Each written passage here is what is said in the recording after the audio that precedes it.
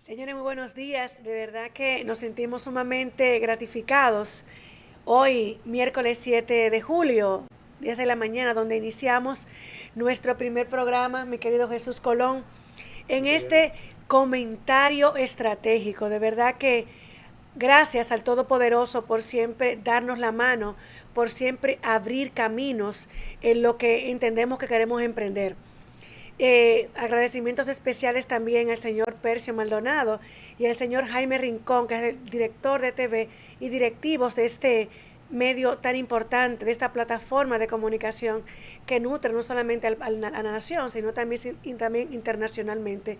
Nos sentimos sumamente gratificados por el espacio y el tiempo que nos han brindado. Jesús Colón. Un gran placer, muy buenos días y ciertamente Dios nos ha dado esta oportunidad de estar todos los miércoles de 10 a 11 de la mañana en este comentario estratégico. Le damos las gracias a los directivos de esta emisora, de este canal, de este periódico, a Percio Maldonado Hijo, a Jaime Rincón, a don Percio Maldonado, que es el director histórico del Nuevo Diario, y a todo el personal, a Yuleisi, a todo el personal que nos sirve de apoyo en esta plataforma y a todo el personal que también nos está apoyando a nosotros en esta nueva etapa que vamos a iniciar ahora con comentario estratégico. Ciertamente este es un programa que va a tener varios segmentos de noticias, un segmento de comentario estratégico, como dice su nombre. Vamos a tener una sección vinculada con el consumidor. Vamos a estar también hablando de deporte con especialistas en el área de deporte y vamos a tener entrevistas centrales con figuras importantes de la política nacional, de la sociedad dominicana, del medio, del sector empresarial. Vamos a tener diferentes segmentos. También vamos a tener un segmento de salud que la doctora nuestra compañera, la doctora Mambrú, que es una especialista en gastroenterología, va también a orientar a la ciudadanía con relación a los principales temas de salud que hay en la República Dominicana. Claro que sí, Colón. Yo creo que nuestro país necesita realmente que cada día pues podamos aportar nuestro grano de arena, de que podamos desde esta plataforma digital. El Nuevo Diario realmente se ha convertido en una plataforma sumamente importante para el país, para los dominicanos, donde a través de ella la población se ha identificado de manera importante y ha tenido ese despegue tan importante como plataforma digital. La verdad que hoy amanecimos con noticias realmente sumamente importantes, no solamente para la nación, sino también internacionalmente, y que ha consternado realmente la población dominicana. Quiero desde aquí pues expresar a la familia del director de la Z101, don Willy Rodríguez, la leyenda, pues como le conocimos, gran emprendedor, una persona con unos valores y un sentimiento de ayuda, siempre que ha sido Jesús Colón, pues gran artífice de que grandes periodistas y el país se ha beneficiado tanto de esa plataforma también que digital, como lo ha sido don Willy a través de la Z101. Nuestras condolencias a toda la familia y a todos sus amigos que fueron tan allegados a él, y que Papá Dios permite, y lo recordaremos, así como su nombre lo dice, la leyenda.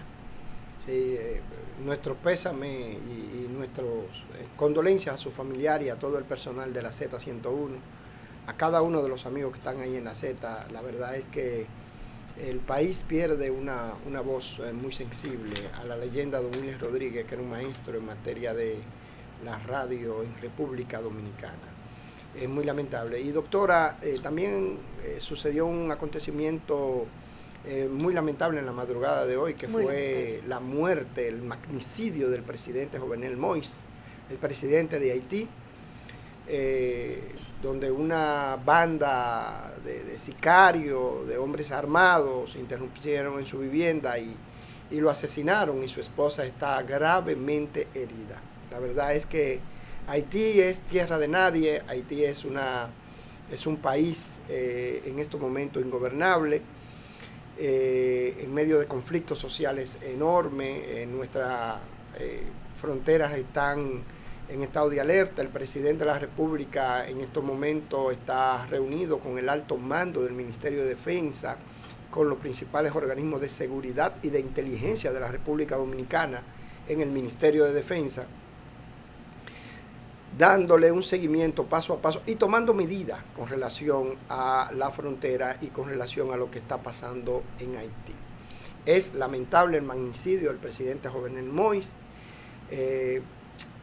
Esto es una situación que en pleno siglo XXI estamos viviendo y afecta de manera sensible desde el punto de vista geopolítico a la República Dominicana, y nosotros tenemos que estar alerta porque Haití es nuestro vecino y es nuestro país más cercano, y nosotros compartimos frontera con Haití, y nosotros tenemos en nuestro territorio alrededor de 1 millón, 2 millones de haitianos que están aquí con nosotros, y esta inestabilidad política que vive el pueblo haitiano va a representar una mayor inmigración hacia la República Dominicana.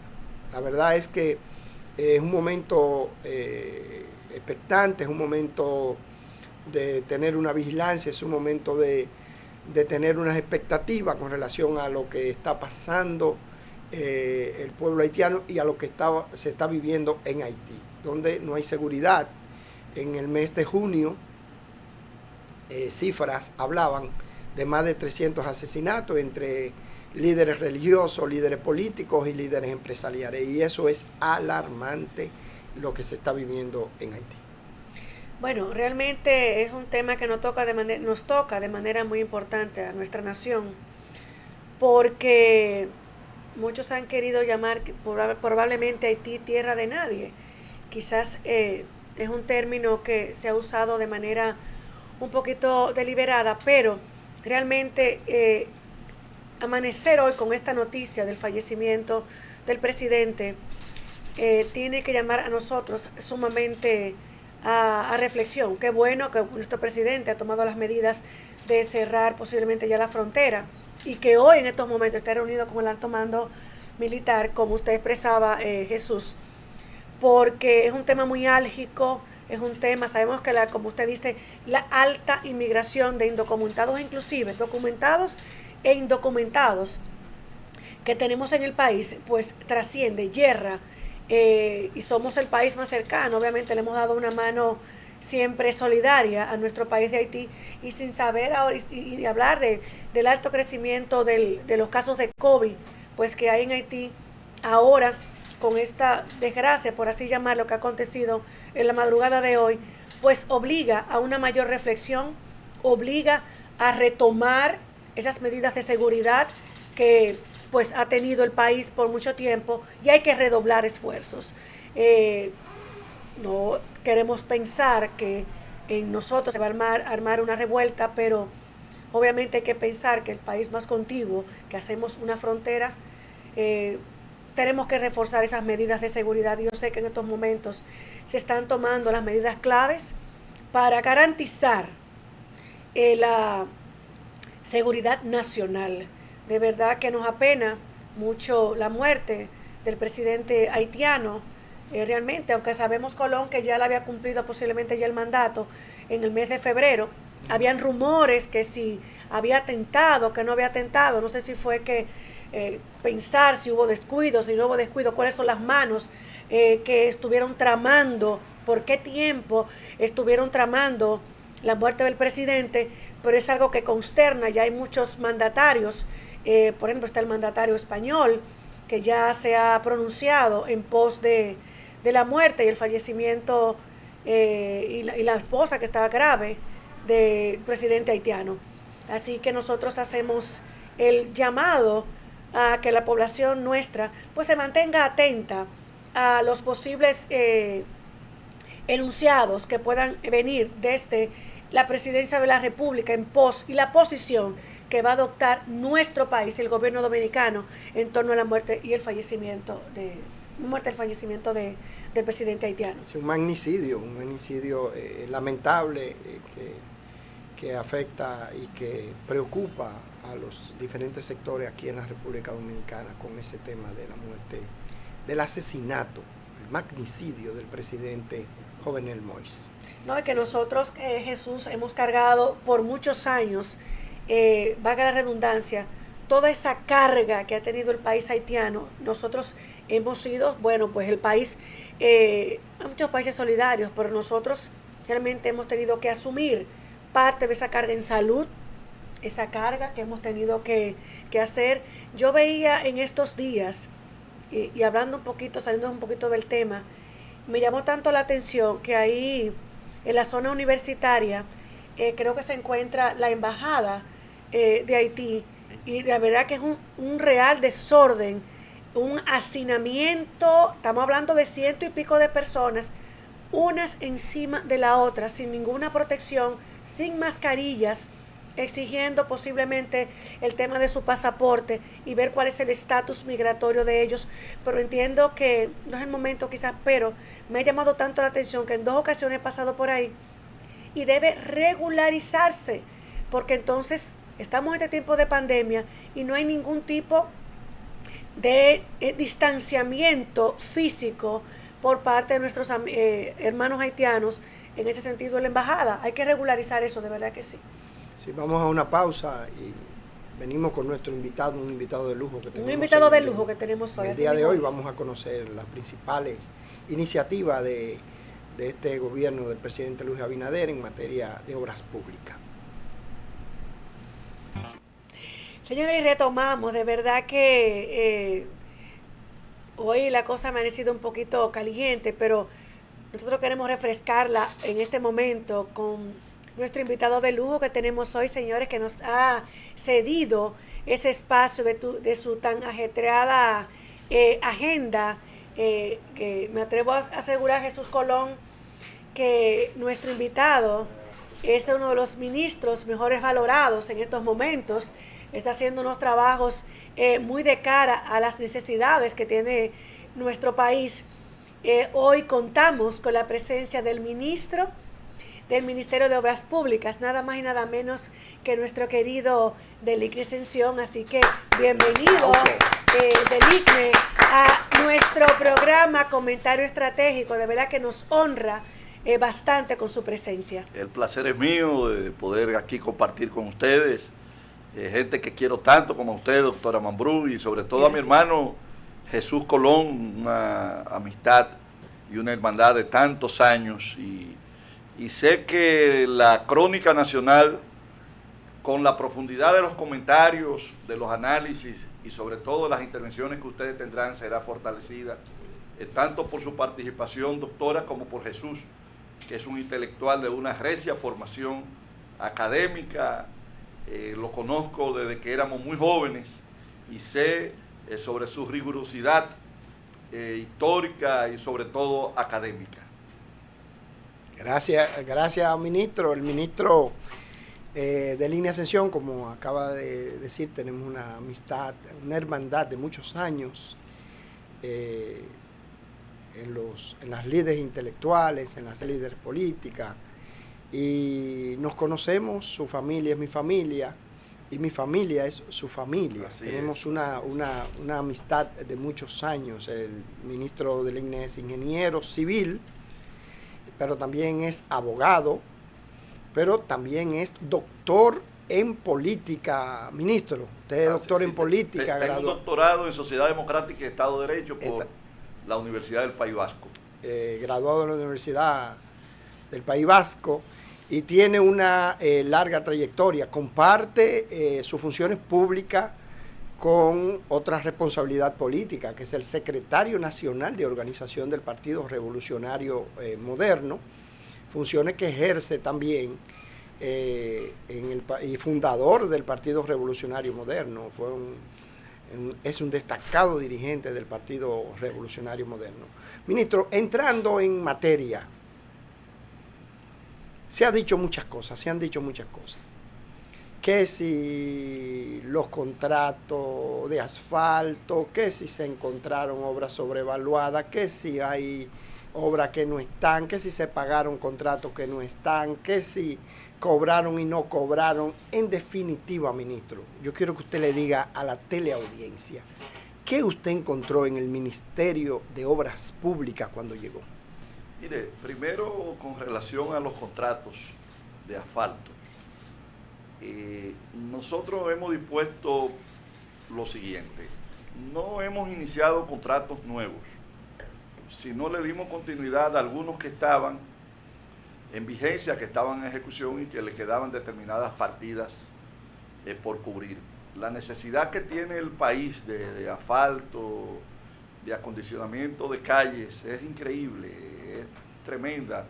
Y la verdad es que pese a que hubo una inversión que se hizo y en montos que se pagaron en sumas importantes, nosotros encontramos las principales calles, para hablarle de modo muy específico, del Gran Santo Domingo en un nivel de deterioro increíble. Recuerdo el estado y las crónicas que se hacían eco en los distintos medios de la 27 de febrero, de la Kennedy, Sabana Larga, de las Américas.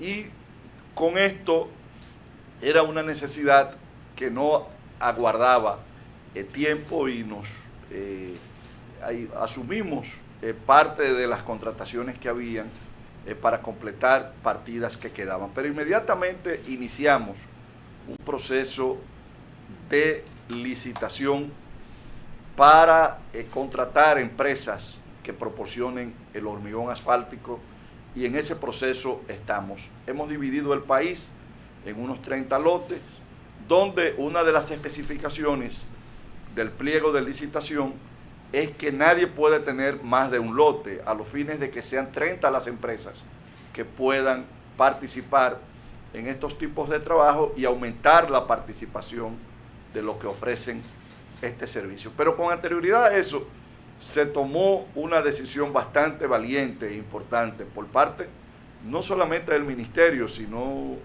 el ministerio lo ejecutó, pero fue muy en coordinación con la consultoría jurídica del Poder Ejecutivo y con el propio presidente de la República, que fue suspender los contratos de AC30 que había. Ahí, y le explico a los amigos televidentes, el AC30 es la materia prima con la que se elabora el hormigón asfáltico. El hormigón asfáltico es un 70% o 65% de AC30, y el 30 o 35% restante es de algún tipo de aditamento, de agregados que son arenas y gravillas. Pero el AC30 es el componente esencial. Aquí había 4 empresas que ofertaban, eran los oferentes de ese producto, de las cuales una tenía más del 60% del mercado, de manera, digamos, por muchos años, y se dispuso que eso se fuera al libre mercado, que todo el que quisiera comprar AC30, las empresas que quisieran comprar AC30 fueran directamente al mercado, mientras nosotros previnimos, para mantener la estabilidad en los precios, una negociación con las refinerías que hasta ese momento tenían muchos años, aún siendo un ente estatal que maneja el tema de los combustibles y de los derivados del petróleo, estaba fuera del negocio. Entró al negocio con una contratación con nosotros, que de entrada les representó al Estado Dominicano, al gobierno, le ha representado una economía de aproximadamente unos 10 millones de dólares. Para que usted tenga una idea, estábamos comprando, al momento de nosotros llegar al Ministerio de Obras Públicas, a $2.90 el galón de AC30. Ese era un precio fijo, cuando sabemos que los derivados del petróleo no pueden ni deben de tener precio fijo, porque eso varía y tanto sube como baja. Pero además había una baja, porque fruto de la pandemia, recuérdense que los precios del petróleo en un momento se desplomaron, y aún así era un precio fijo que se pagaba. Pero además con el AC30 hay una circunstancia especial, que es que en tiempo de invierno, como los países fríos, disminuye la demanda, baja considerablemente, y el país no se beneficiaba de eso. Bueno, pues nosotros hicimos una negociación directa con la refinería, donde comenzamos a comprar a 2.65, y esta economía, esta diferencia de centavos representa más de 10 millones de dólares de, digamos, de ahorro para el Ministerio de Obras Públicas y para el país. Con respecto a lo otro que usted dice, una de las primeras acciones que tomamos fue la de solicitar una auditoría tanto a la Cámara de Cuentas como a la Contraloría de la República. Sabemos toda la situación que envolvía de credibilidad a esa Cámara de Cuentas. Ahora con las nuevas, ellos concluyeron y dieron un informe. Con las nuevas autoridades de este ente, digamos, de auditoría del Estado Dominicano, hemos vuelto a solicitar tanto a la Contraloría de la República como a la propia Cámara de Cuentas, y en este momento se están haciendo dos auditorías que reflejarán las acciones que deberán, conforme a la pertinencia o no, tomar los órganos competentes. Entonces, ministro, el Estado Dominicano tiene un ahorro de 10 millones de dólares, sí, solamente con esa maniobra, esa jugada. Con esa decisión. Con esa decisión que tomó, decidimos salirnos de un negocio que no era beneficioso para el gobierno dominicano. No era beneficioso porque no, en la manera en cómo estaba estructurado estos contratos, el gobierno no se beneficiaba. Habían pasado gobiernos, habían pasado ministros por obras públicas y no se había decidido tomar una decisión en este sentido. Y debo de decir que con mucha valentía, quizás el mérito no sea propio nuestro, sino del presidente Abinader, que siempre entendía que esto debía de manejarse de una manera muy distinta hasta como entonces se estaba manejando.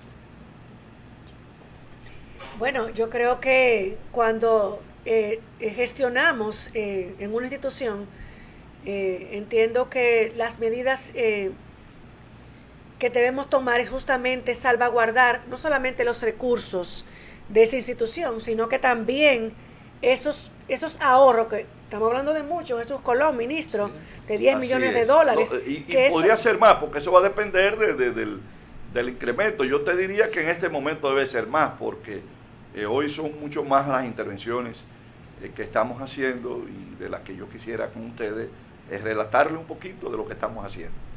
Se lo agradeceríamos. Ministro, en este mismo sentido, o en otro sentido, ¿verdad?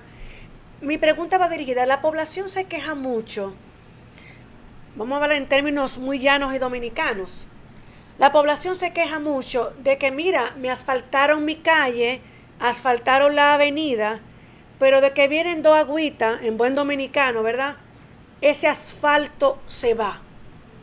¿Qué medidas previsorias ustedes están tomando de ahora en adelante para cuando un asfalto llegue a una comunidad, a un batey, a una avenida X, pues se garantice la obra realizada? Porque regularmente se utilizaba que solamente se asfaltaba para fines de campaña, pero estoy viendo que ustedes están tomando la rienda de una manera muy certera para que eso no, para retomar nuestro país, que era un solo hoyo, donde quiera que uno se mueve, en una avenida o una calle muerta, como así le decimos, pero es intransitable. En ese mismo sentido, mi pregunta es: ¿cuáles son las medidas que ustedes van a tomar si es que el asfalto era de mala calidad, si no era que era la cantidad adecuada? O sea, ¿qué ustedes van a hacer? Mira, la estamos tomando, y todas estas medidas se reducen en aumentar la supervisión.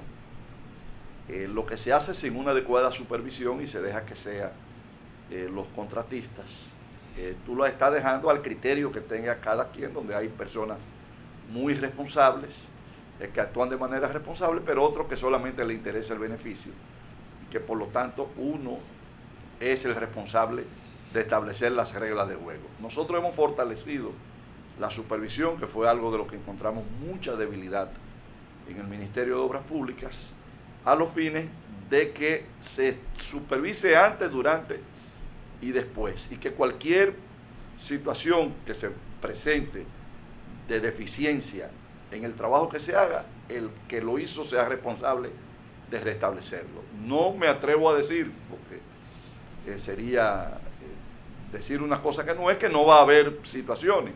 Ahora, lo que sí tiene que haber es la consecuencia y nosotros detectarla para que se intervenga. Lo segundo es, los contratos que había de asfalto eran solamente de suministro y colocación.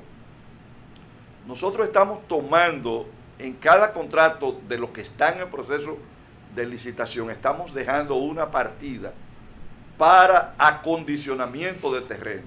Y para decirlo en términos llanos, que los que me están escuchando, que no sean ingenieros, lo puedan entender. Si tú colocas asfalto en donde hay un problema de agua, sin resolver el problema de agua, inmediatamente el asfalto se va a deteriorar. Entonces, eso pasaba porque el que tiene o tenía un contrato solamente de colocación, no tenía una partida para resolver el problema de drenaje. Entonces, lo colocaban, no le importaba otra cosa. Si no le pagaban, era por metro cúbico de asfalto colocado y el problema venía posteriormente. Entonces, con esta medida que hemos tomado de colocar medidas adicionales que tiendan a primero establecer en qué lugar se puede colocar asfalto, porque no en todos los sitios se puede colocar asfalto de una manera directa. Hay lugares que tú tienes que resolver el tema de la terracería, de la base, de la calle o de la carretera. En otros que tienen que resolver, como te he señalado, un tema de drenaje porque puede haber una fuga, que tiene que haber a veces las inclinaciones, que es lo que le llamamos pendientes, para que el agua pueda correr y no se apose, porque el asfalto no quiere nada con el agua. Cuando el agua penetra, recuérdate que la base del suelo es tierra. Cuando tiene agua, lo que hace es que se expande, porque normalmente se le pone caliche, hablando en términos llanos, que cuando tiene agua lo que hace es que se expande. Entonces, cuando se seca, se disminuye y se rompe el asfalto. Entonces, estamos tomando estas medidas, pero además también inspeccionando directamente en las plantas de asfalto las emisiones químicas, las fórmulas químicas, si las están aplicando con la debida rigurosidad. Estamos haciendo una inspección constante en las plantas, e inclusive en la licitación que estamos haciendo le hemos incluido a los oferentes que cada oferente tiene que disponer de un profesional de la ingeniería química, que son los que manejan el término de los componentes, porque no son solamente los ingenieros civiles. El papel del ingeniero civil es otro. En la elaboración del producto es un proceso químico, que haya una supervisión de profesionales de la ingeniería química a los fines de poder garantizar que la calidad del asfalto tenga el diseño con que se haya hecho, porque cada mezcla de asfalto tiene un diseño específico. Ministro, vamos a una pausa ahora y cuando regresemos de la pausa vamos a hablar de las principales ejecuciones que usted tiene, de las principales obras que tiene el Ministerio de Obras Públicas para este año y para los próximos años. ¿Cuáles son esas obras de impacto que está haciendo el gobierno, que van a impactar de manera contundente y fundamental la sociedad dominicana, los pueblos? Hemos estado escuchando de que se van a construir un puente, de que hay una autovía muy importante que se va a licitar o que se licitó. Queremos hablar de eso después de la pausa, ministro. ¿Cómo no?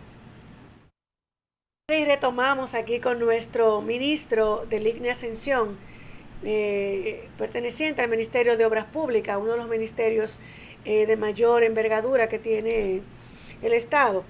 Gracias a la Ruta 66, que pueden sintonizar a través, si no pudieron ver el programa hoy, el fin de semana, síganos a través de Twitter, Instagram y YouTube, a través de el Nuevo Diario o Comentario Estratégico.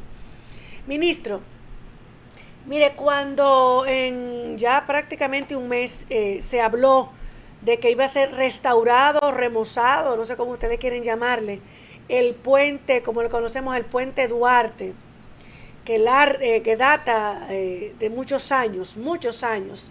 Es cierto, primero, que tenía 20 años, es el puente que no se hacía nada, y quiero felicitar en ese mismo sentido las medidas previsorias que se tomaron para evitar, porque antes no quiero hablar del antes, pero lamentablemente siempre tiene que haber algún punto de partida. Arreglaban una calle, un tramo, y nos encontrábamos con el caos el mismo día. Pero qué bueno, felicitamos que asimismo cuando se vayan a emprender obras de este tipo, pues la población sea documentada previo para organizarse con el tema del tiempo, que sabemos que los tapones están a la orden del día. ¿Es verdad que ese puente tenía 20 años que no se hacía ningún tipo de remozamiento? Mire, doctora, sí, ese puente fue inaugurado en el gobierno de don Hipólito Mejía en el año 2001. Y las estructuras viales deben de ser en un máximo de 7 o 10 años, como máximo 10 años. Deben de ser sometidas a procesos de mantenimiento preventivo y mantenimiento correctivo, porque se producen situaciones que, por ejemplo, la vida útil del asfalto es 7 años. A los 7 años, un asfalto aún bien aplicado y empieza a presentar situaciones de deterioro. Esta no es una acción aislada, ni fue solamente porque ese puente lo necesitara, sino forma parte de una política de mantenimiento preventivo y correctivo que estamos desarrollando a través del ministerio. Yo puedo decirte que anteriormente a este ya habíamos intervenido el puente Iguamo en San Pedro de Macorís, que también presentaba una situación de deterioro bastante extensiva.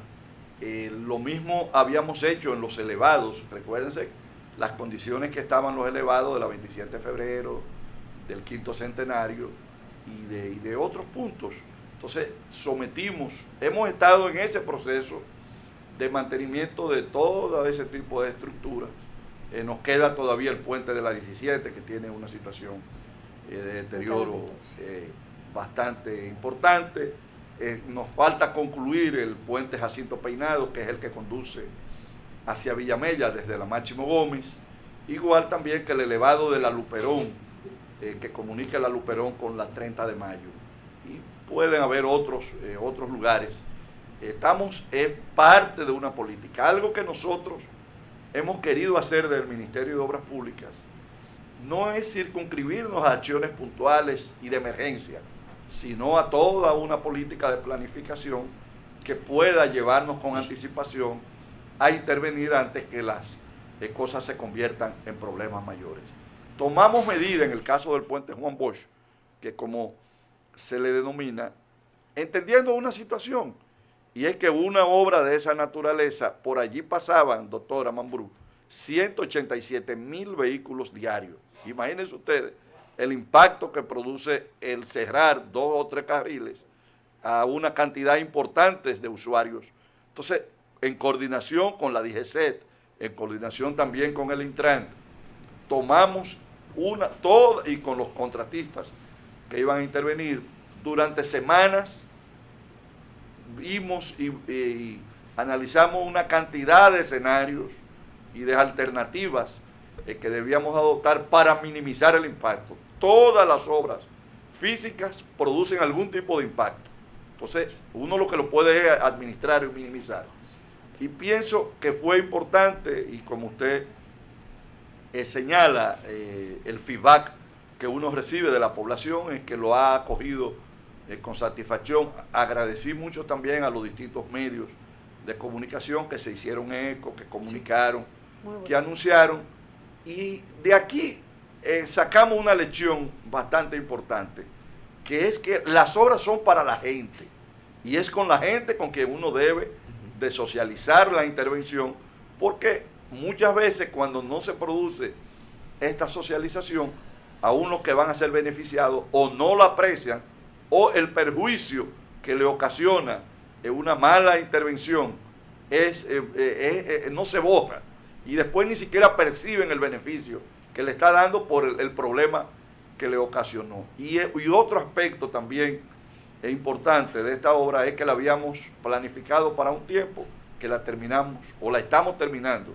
deberemos concluir en este fin de semana, la estamos terminando una semana antes de lo que habíamos programado. Sí. Pero reitero, lo más importante es que esto, doctora, obedece a una política de mantenimiento preventivo y correctivo que estamos llevando. Mire, nosotros somos conscientes de que somos un país pobre, porque a veces pensamos y se nos olvida, y creemos en Jesús, es que somos un país con muchos recursos, pero nosotros somos un país con muchas limitaciones, y son precisamente los países en condiciones nuestras los que debiesen activar e invertir más inclusive en mantenimiento que en construcción, porque cuando usted invierte en mantener, usted ahorra.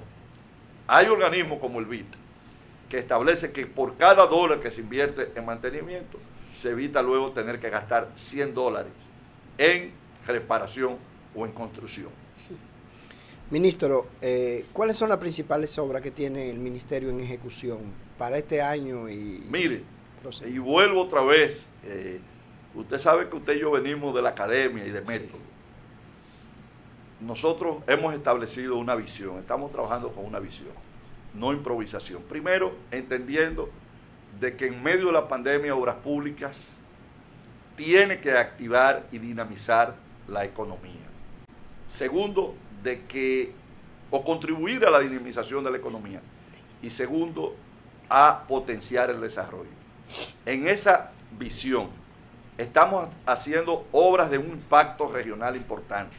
Por ejemplo, se habla del desarrollo de la región sur, el presidente habla del desarrollo, del potencial desarrollo de Pedernales. Entonces, para acompañar a esa visión de desarrollo, a esa política de desarrollo, estamos mejorando la infraestructura. En este momento estamos haciendo la carretera Enriquillo-Pedernales. Esa es una reconstrucción nueva. Enriquillo-Pedernales. Cabo Rojo, Bahía de las Águilas. Pero vamos a empezar a concluir unos trabajos que quedaron inconclusos de la carretera Barahona-Enriquillo para completar ese circuito. Estamos trabajando para finalizar a principios de este año o comienzo del otro la circunvalación de Asua. Iniciamos en este gobierno, se inició y marcha a un ritmo bien avanzado la construcción de la circunvalación de Baní. La circunvalación de Baní, la circulación de Asua, la terminación de Barahona-Enriquillo y la reconstrucción de Enriquillo-Pedernales van a producir una economía de cerca de hora y media o de más de hora y media, casi 2 horas, en el tramo Pedernales-Santo Domingo. Wow. Entonces, eso te acerca, va a poner a Pedernales a la misma distancia que está en Punta Cana. Y fíjate que parte del desarrollo de Punta Cana ha tenido que ver con la facilidad vial. Inclusive, te estoy hablando de cosas no que vamos a proyectar hacer, sino de cosas que estamos haciendo. Y vamos a completarla con la solución de un conflicto de tránsito que hay en la Isabel Aguiar con 27 de febrero y en la rotonda de las Fuerzas Armadas. Entonces, esto es para potenciar el desarrollo del sur. El presidente ha hablado de potenciar el desarrollo de la línea noroeste y cómo ello ha tomado como eje esencial el puerto de Manzanillo. Bueno, pues nosotros estamos interviniendo en la parte de infraestructura vial, porque sin infraestructura vial no puede haber desarrollo. En esta dirección, ¿qué estamos haciendo? Nosotros hemos concluido la carretera Montecristi-Dajabón. Estamos interviniendo la carretera, y usted conoce todas estas áreas. Estamos interviniendo la carretera Guayubín, Mata de Santa Cruz, Cupey. Usted sabe que por ahí produce un ahorro para ir al puerto de Manzanillo de cerca de media hora. Wow. Entonces, pero estamos ya entrando a licitar la circunvalación de Navarrete, que va a evitar desde Santiago no atravesar por Navarrete y va a producir también un ahorro de tiempo. Estamos ya terminando, deberemos terminar en 2 o 3 semanas, la reconstrucción de la carretera La 70 de Palo Verde, que es también una comunicación hacia el puerto de Manzanillo. Pero estamos también trabajando en la reconstrucción, probablemente la reconstrucción más importante que ha tenido la autopista Duarte desde su construcción a mediados de los años 90.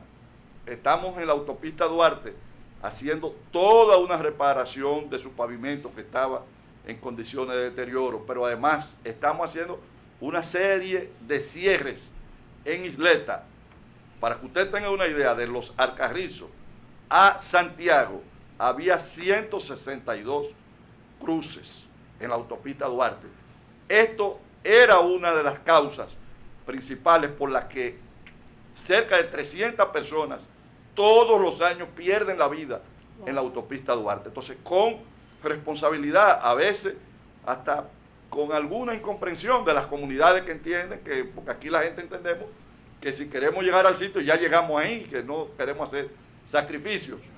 Estamos cerrando los cruces ilegales, pero estamos trabajando a lo largo de toda esta ampliación, de todos estos trabajos de reconstrucción de la autopista Duarte. Estamos trabajando también en la ampliación de la entrada de Santiago, desde Odelpa hasta Santiago, y nos aprestamos a la construcción de varios elevados, como en el 22, en Villa Altagracia y en la Falcon Bridge, para poder acortar la distancia entre el Cibao, entre Santiago y el Distrito Nacional. Hacia el noroeste, noroeste, estamos trabajando en la circunvalación de San Francisco de Macorís.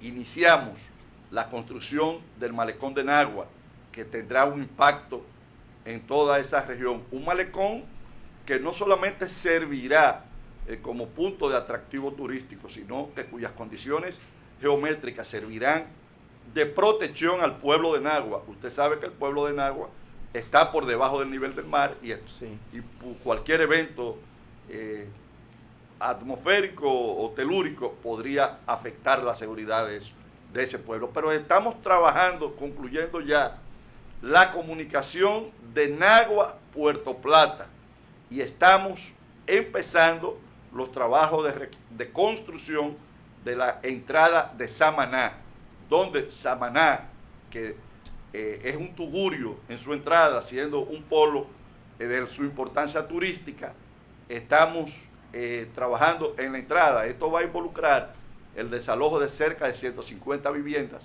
que ya felizmente hemos llegado con la mayoría de ellos a un acuerdo de expropiación para proceder a facilitar las condiciones de trabajo. Nos vamos hacia el este. Sí. El este tiene mucho mejor condiciones viales, es la parte del país que tiene mejores condiciones viales.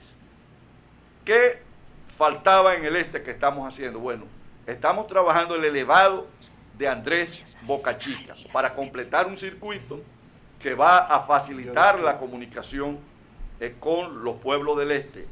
Y ahí, en esa parte del elevado, también vamos a hacer una marginal para el tráfico local de Andrés y de Boca Chica. Usted si pasa ahora por ahí, usted va a ver que se está trabajando. No estoy diciendo de cosas que vamos a hacer, de cosas que estamos haciendo, que se están haciendo en este momento. Estamos llegando ya a Bávaro, reconstruyendo la avenida Barceló. Ahora, se está hablando del desarrollo de Miches. Nosotros estamos en este momento haciendo una intervención de mejoría y de acondicionamientos de caminos y de carreteras en toda la provincia del Ceibo. Estamos trabajando en la conclusión de la terminación de la carretera Atomayor Sabana de la Mar. Iniciamos el pasado domingo la construcción de un nuevo muelle en Sabana de la Mar y la reconstrucción del existente en coordinación con la autoridad portuaria para facilitar ese trasiego que de manera centenaria se produce entre Samaná y Sabana de la Mar. Pero estamos también iniciando una carretera muy importante porque va a facilitar la comunicación del este con el Cibao de modo directo, que es, usted conoce bien esta área, Colón, sí, que es la carretera Atomayor El Puerto Vallaguana, para de ahí de Vallaguana llegar a lo que es la autopista del Nordeste o la que va hacia Samaná, y que pueda haber desde esa parte del Nordeste una comunicación directa con la región este. Ahora, aquí en el Gran Santo Domingo, estamos trabajando en la construcción de la circunvalación de los Alcarrizos. Los Alcarrizos, cerca de 500,000 de personas, todavía seguían teniendo la callecita de acceso, que es la calle Duarte, que era de cuando los Alcarrizos era una común del Distrito Nacional hace 100 y pico de años. Sí. Esta era todavía su entrada. Cuando los Alcarrizos tenía 500, 600 gente. Hoy tiene más de 300.000 personas. Estamos haciendo su circunvalación, pero en una parte que ustedes conocen muy bien. Sí, estamos trabajando en la ampliación, empezamos a trabajar en la ampliación de la carretera de San Isidro. Sin esta intervención en la carretera de San Isidro, miles de proyectos habitacionales que se están desarrollando a lo largo de toda esa franja se verían con imposibilidad. Pero estamos también trabajando en la construcción de la avenida hípica, que es la que va desde la puerta de la base de San Isidro hasta la comunicación con la carretera Mella. Y estamos trabajando también en una obra muy importante, que es la prolongación de la ecológica, donde vamos a prolongar la ecológica desde la carretera la carretera de Samaná hasta el puerto multimodal, para no solamente extender la ecológica, sino hacer un corredor con la circunvalación en Santo Domingo, que viene desde el puerto de Jaina. Tú vendrás desde el puerto de Jaina, vas a llegar a la carretera de Samaná, de la de Samaná va a coger la de esa prolongación de la ecológica y va a poder llegar al puerto multimodal. Me hacen señas que se nos ha acabado el tiempo, que nos quedan más cosas. Usted tiene que volverme a invitar. Es una ejecución formidable, ministro. No, y faltan, yo no le he dado el 20%, apenas le he dicho el 20% de lo que estamos haciendo. Sí, impactante. Yo quiero despedir este importantísimo programa que iniciamos hoy con el ministro de Obras Públicas, el ingeniero y doctor de Línea Ascensión, dando esta información, ministro, que yo me imagino que usted la conocía. Dos encuestas extranjeras de firmas que conocen el mercado dominicano y que fueron pagadas por 3 empresarios dominicanos, encuestaron los 10 ministros o funcionarios mejor valorados. Y en esos ministros está usted, bueno, ingeniero de Línea Ascensión. La verdad que felicidades, ministro. La verdad felicidades. es que no lo sabía, porque la concentración que tenemos en el trabajo no nos permite. Yo lo felicito. Esa información está calientita de Línea. Sí, muy eso calientita. me acaba de llegar. Me ampliarán detalles. De verdad que hoy tuvimos un invitado de lujo. Cuesta, yo tenía muchísimas cosas, ministro, aún que preguntar, que si el reordenamiento vial, que es sumamente importante, no solamente para la metrópoli, sino también para otros municipios, los acuerdos que usted quiere hacer con las diferentes alcaldías para mejorar todo lo que son las infraestructuras. Pero y eso en otro momento, yo sé que usted nos va a conceder nuevamente la visita. Señores, gracias por su audiencia, gracias por seguirnos, y de verdad que Colón, yo creo que hoy hemos salido muy edificados desde el punto de vista de obras públicas. Bueno, gracias. Gracias a ustedes. Gracias. Y éxitos. Amén. Gracias, ministro.